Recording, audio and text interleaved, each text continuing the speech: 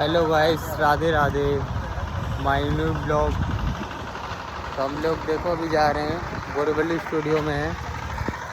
और ये देखो गाइस, यहाँ पर एकदम गांव के जैसा लगता है पूरा माहौल। ही देखो अंकल यहाँ पर ये ट्रैक्टर चला रहे हैं, छोटा वाला ट्रैक्टर है, इसको जोत रहे हैं यहाँ पर। देख रहे हैं गाइस, गांव में अपना कितना बड़ा ट्रैक्टर रहता है, यहाँ पर कितना छोटा है गाइस। देखो ये अंकल यहाँ पर ऐसा ट्रैक्टर चला रहे हैं, छोटा वाला।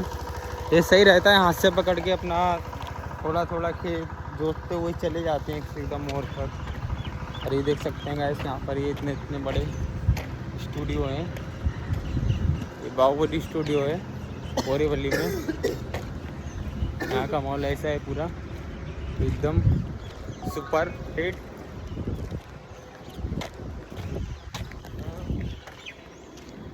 तो मिलते हैं गाइस अगले ब्लॉग में। जय इंडिया, जय भारत।